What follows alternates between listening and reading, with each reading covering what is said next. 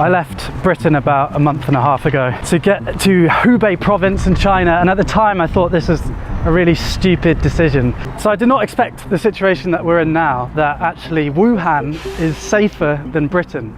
How has China taken control of this crisis? Well, I've been living in Shanghai with Wuming for the last 3 weeks. I want to show you a bit of an insight into life here in China at the moment, and in particular 3 things the Chinese government have done to control the crisis that I think would be pretty hard in Britain. It's not all sunshine and daffodils. I'll talk a bit about the darker side at the end of the video. The Chinese government collect an immense amount of data about their citizens, and they're using it in novel ways to tackle the coronavirus.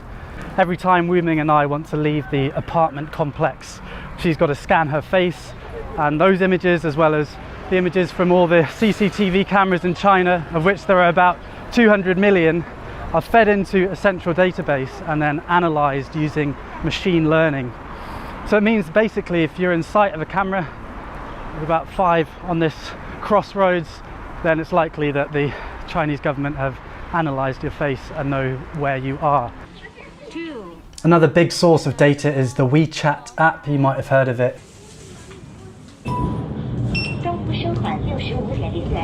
So that's WeChat. It's social media and your debit card all rolled into one super app, which is really convenient, but obviously also tracks. So the state know where you are, what you've bought, and what you're saying to friends. That's just the status quo, and the Chinese people generally know about this. The images you see are actually from the state media. But they're using this data to try the highest tech epidemic control ever attempted.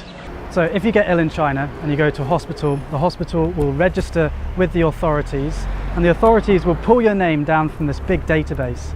And they have an algorithm that will be able to tell you all the different places that you've been in the last 14 days and all the people that you might have been in contact with.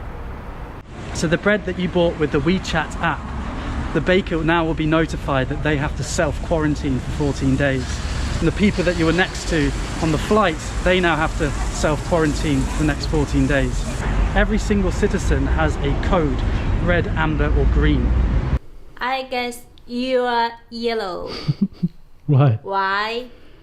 Because you come to Shanghai, not have 14 days. I'm a green.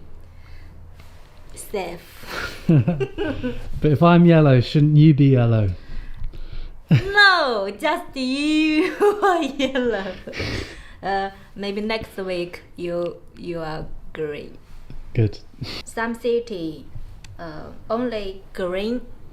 You can drive car on the road. If you the other colors, you can't drive on the road. Yes. This does seem to be working because you can identify and contain hotspots before they get out of control. And it means that people can continue working if they're not at a risk of contamination, and then self-isolate if they are. We're in Shanghai, which is about 500 kilometers away from Wuhan, and the city's been locked down for months now. I mean, it's beginning to come back to life a bit.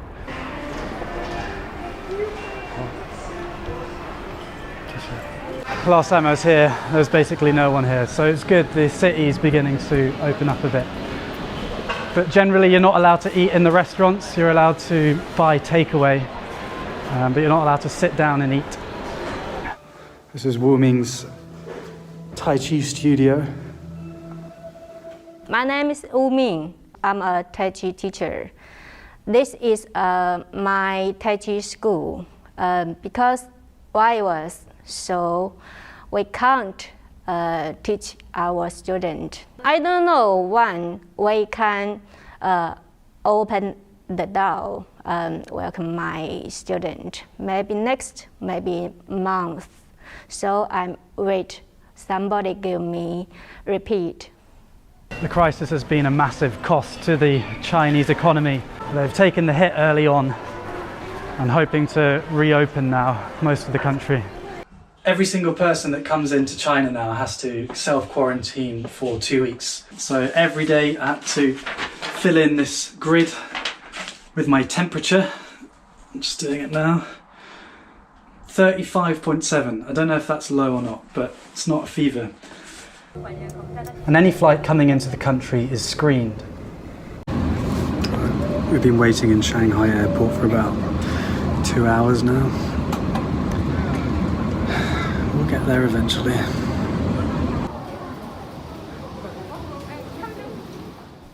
Compare that to Britain, where many flights left Italy, the centre of the European outbreak. On arrival, not even temperatures were taken. Controls were even tighter in Wuhan and Hubei, where you basically weren't allowed to leave the house, and you could only drive with a special permit. It's been the most aggressive disease control attempt ever in history. And it does seem to be working, because if people stay at home, the only people they can infect are their families, and then the transmission of the virus stops. So complete lockdown, tracing those with the virus with big data, and the glue that holds it all together is the intense promotion of social solidarity. The government have framed this as a people's war against the virus. There does seem to be a coming together of China. For example, 20,000 medical workers flew into Wuhan to help with the crisis.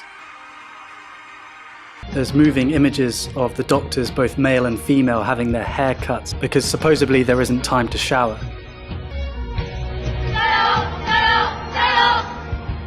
These messages of solidarity are all over social media and big adverts like these. 加油中国 We do it. Overcoming the epidemic requires collective action and personal sacrifice, like not panic buying and staying at home when you're told to. And the Chinese state has tools like these, screens in every public space, as well as controlling social media, and that has meant that the Chinese populace has complied with the requirements to control the virus, and not only comply but feel proud about it, at least on the whole. Comparing these bold actions of the Chinese state against Britain's response, which has been wash your hands, it could make Western democracies look impotent, and that's certainly the narrative that the Chinese media are pushing. But as you've probably thought to yourself watching this video, there are downsides to these policies. I'm not going to talk about them. I'm in China to share their ancient philosophy and Tai Chi and all these wonderful things about China, and I don't want to risk anyone around me. But if you want to learn more, I would read Orwell, and I've linked some articles and videos in the description. I'd love to hear your thoughts on what we should and shouldn't take from China's experience. In this time of crisis, where I'm worrying about my loved ones like I imagine you are, I hope that we can get through this, and I hope that we remember our values, the values of freedom and mutual respect. Historically and today, these aren't the norm, and so they're precious. Thanks for watching. I will see you when I see you next. Mask back on.